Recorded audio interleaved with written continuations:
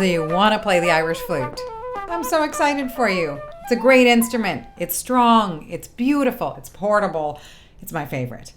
I'm Shannon Heaton, and I'm here to give you some very, very basics for getting your instrument and getting yourself set up to enjoy Irish flute playing. So this is a social music tradition. Welcome to the party. It's music that's learned by ear, that's played together by heart. It's a lot of fun. It's a great way to meet people wherever you go. There are folks all over the world who love this music. And so if you take the time and the care to learn some, especially standard tunes, you'll be able to enter into music communities all around the world with your flute. Okay, step one, we're going to get the flute out of the box and set it up. So here's my head joint with the tone hole that sits against my mouth like this. I just nestle it here, Coke bottle style, and I put it together like this. I try to line up the finger holes with the tone hole-ish. I might end up rolling the tone hole in just a little bit. We'll get there. And then next, I put the foot joint here. All right. Now I have 6 keys on my flute. You may have no keys on your flute. You may have 8 keys on your flute. Just be sure when you're putting the flute together and apart that you're not grabbing the keys and bending them. My flute has cork right here, and so frequently I will put some cork grease on there so things slide easily, right? And then when I want to, so I'm adjusting so that it lines up like this. When I want to make my flute a little bit lower, if it's sharp to the other players around me, I will pull it out here. And if I want to make it flatter, I will push it in here. I will not pull it out here. When I am finished playing my flute, I will take it apart. I will not leave it out where it can dry out, or where a cat can jump on it, or a child can throw a basketball on top of it. I will put it away where it will stay as humid as it can in its 3 parts. I will swab it out with my little stick here, making sure not to have too much of a thick cloth so it gets stuck. And I'm just going to swab out any moisture that collected while I was playing. I'm going to do a good job cleaning out the head joint. I'm going to put this over the top of my cleaning stick here and just gently swab it out. That's great. I really don't bother with the foot joint because it's so narrow. I don't want to get anything stuck in there cleaning rag wise, and it doesn't really seem like it needs to be cleaned out. Is that gross? Probably. And then frequently in the wintertime, because I live in the Boston area, I will take a cloth and put some almond oil on my cloth, a different cloth than this one, and I will run it through the instrument, so that I just have a light coating of oil on the inside. And before I do that, I take special care to put cork grease on the outside so that oil doesn't get into my cork. If you don't have a cork, you probably have thread, and just, same thing. You just kind of want to keep the thread free of as much moisture as you can, I think. Okay, so that's setting up the flute. Now on to the business of getting a sound out of this instrument. That's probably the number one challenge for entering into the Irish flute experience, is getting a tone, getting a nice sound, getting a consistent sound, and getting that nice low honking tone down low, and then being flexible and pliable with the lips so that you can achieve the higher register as well. We start with no tongue. We start with no vibrato, a nice deep yawn breath, and then just one note, and maybe a G. 1, 2, 3, G. Do you see how my fingers are kind of curved in the top hand? That's how I am, kind of curved in the top hand. In the bottom hand, I'm going to keep my fingers fairly flat. This is quite a stretch. This is bigger than the BAME patented system, the silver flutes. And so doing this does not really allow me full coverage of the holes. My hand is small, even with bigger hands. This is usually the way to keep the fingers flatter, and it allows for great ornamentation as well later on. So I'm not going to start with my low D, 1, 2, 3, 1, 2, 3. I'm not going to start with the low D when I'm working on sound production. I'm going to start with just the G, which is 1, 2, 3. I'm going to nestle the flute right here, right there, and I'm going to just try to just huh, huh. I'm just dumping air across the flute. Huh. I'm not using a t, and I'm not using vibrato. So no, but just huh. I might feel a little engagement of my epiglottis going, no throat noise, but just a little.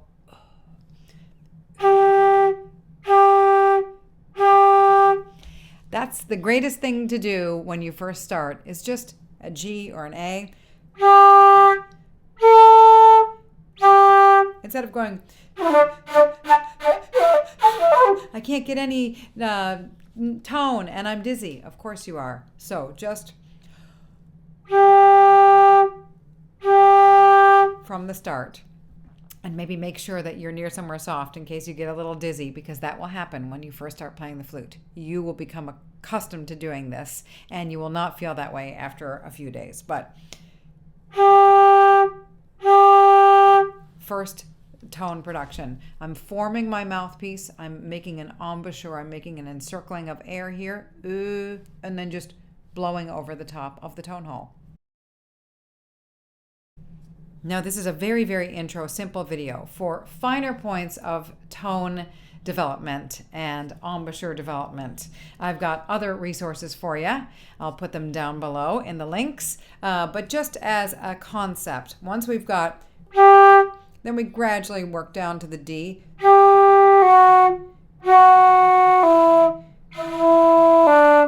G, F sharp, E, D.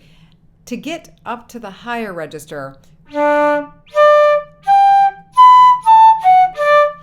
don't blow harder, I blow with a smaller tone hole. Again, this is a fundamental video. This is about getting your flute set up and getting the very, very beginning sounds. But just so that you know, to get up higher, we don't blow harder, we blow differently. Now let's try Apple Blossom Slide, the first phrase. Just that bit. A, G, A, B, A, G. If you can get that, you're off to the races. And that second A, da, da, da, da, da. I used a glottal stop instead of a tongue to separate the two A's. Kind of like when you go, Another way that you can separate repeated notes, and this is an ornament that we're going to learn early on, is a cut. A cut, da da dum. I'm just playing the A, and then I'm lifting that top finger. A, ya, da, da, da. Instead of tonguing, instead of using my glottal stop, I'm keeping the air going, but I'm making two A's by going A, ya, da, da, dum. So these are two concepts to understand. When you have two A's in a row, using the epiglottis to separate them, or using the finger to separate them. You're going to be using both, so learn them both. So I can use a cut to separate two repeated notes. Two A's in a row, I can go A. So A, cut, A, and I'm using that finger mechanism. I'm using that finger technique, that ornamentation technique to separate the two A's. I'm barely lifting the finger. I'm not going, and I'm not going, but for cutting two B's in a row, same thing, same finger. B, cut. So B, cut, A, cut, sounds like this. And then two G's in a row, you can cut with this finger.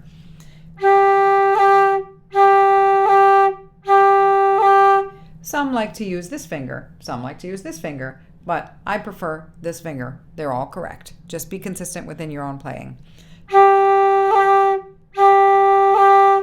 So here's we got B cut, A cut, G cut. There's no tune that goes like this. That would be a dumb tune. But this is just showing you the technique of the cut when it's used to separate two repeated notes. F sharp, I use the same cut. I use the same finger as my G.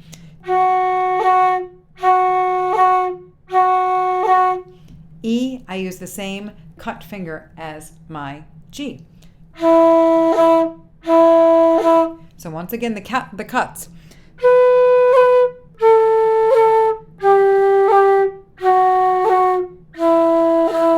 So when they show up in tunes, F A A B da da da da, F A A B A, or that was the maid behind the bar in the beginning, and then back to the apple blossom slide. Those are the cuts. So as a foundational technique, the cut can be used to separate repeated notes instead of using a tongue. The cut can also be used in ornamental purposes, and that's a little bit later on. But just for the very foundational element, we've got the cut, and we've also got the roll. The roll is another basic foundational mechanism of Irish flute playing that's used oftentimes on a longer note. So instead of just going, I might go to move the tune along in a rhythmic fashion. So the roll goes like this. My G roll, it's just basically G, cut, tap. It's three elements: the note, the cut, the tap. Three elements: G, cut, tap. All right, so you can cut away to my video on rolls at this point, but those cover some of the very, very early elements that we often encounter when we're just starting out on an Irish flute. Best to do it in a concise video, do it on your own time, and then we can really get to the real music learning work together. So this was meant to be a flute-specific overview for the very, very beginning stages of playing Irish flute, but also for the very first stages of playing Irish music. Just let me encourage you and remind you that this is a really fun social practice. The whole goal is to get together with other people. And so if you find yourself learning a few tunes and going to a Irish music session and not knowing all the tunes, it's okay. A big part of this music is just connecting with other people. And so sitting in a circle and knowing just a few tunes, but spending the rest of the time listening to the tunes that are being played and engaging in conversation between the tunes, that is totally a completely acceptable way to participate. You're very welcome to participate in this way. You don't need to worry about playing along with tunes that you don't know. Don't do that. Instead, just listen to them. Even if you do mostly listening in a session, you're still a really important part of the session, and you'll learn more and more and more, and you'll learn more quickly by listening and by being part of the social hang than you will by just sort of wiggling your fingers along or wishing that you learned more tunes. You're fine the way you are. Sit in, be part of it. It'll come. So take good care getting yourself set up, getting your instrument set up. Find some really trustworthy sources to learn your first tunes. That's quite important. And ultimately, you're going to be playing one tune at least 3 or 4 times around, and then probably linking it with another tune. So taking your time to sort of build your base and build your endurance is the way to go, because it's a really fun, long run from here.